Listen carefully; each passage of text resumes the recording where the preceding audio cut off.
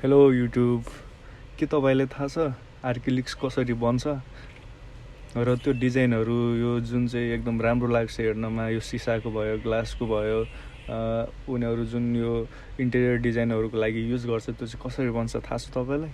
लु हेर्नुहोस् है यो भिडियोमा।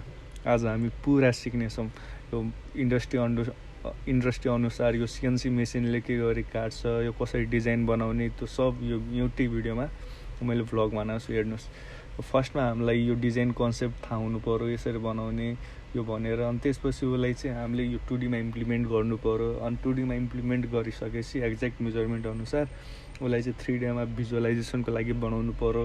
3Dको लागि स्केचअप पनि युज गर्न सकिन्छ, अथवा अरू जुन 3D म्याक्सहरू हुन्छ त्यो सफ्टवेयरहरू पनि युज गर्न सकिन्छ। अनि त्यसपछि त्यो 2D फाइललाई चाहिँ आर्ट क्याममा हाल्नु पऱ्यो। आर्ट क्यामले फेरि DXW फाइल मात्र सपोर्ट गर्छ, त्यो हामीले अटोक्याडबाट यो कन्भर्ट गरेर DXWमा अनि त्यसपछि आर्ट क्याममा हाल्नु पऱ्यो। आर्ट क्याम एउटा सफ्टवेयर हो। आर्ट क्याममा हालिसकेपछि आर्ट क्यामले चाहिँ यो सिएनसी मेसिनमा इम्पोर्ट गर्ने त्यो कोड बनाउँछ त्यो फाइलको।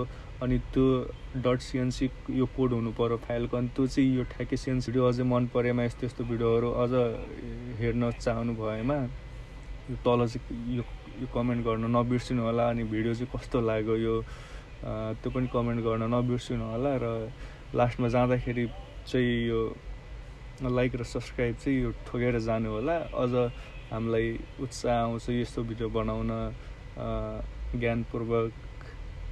आजको लागि यति नै, धन्यवाद।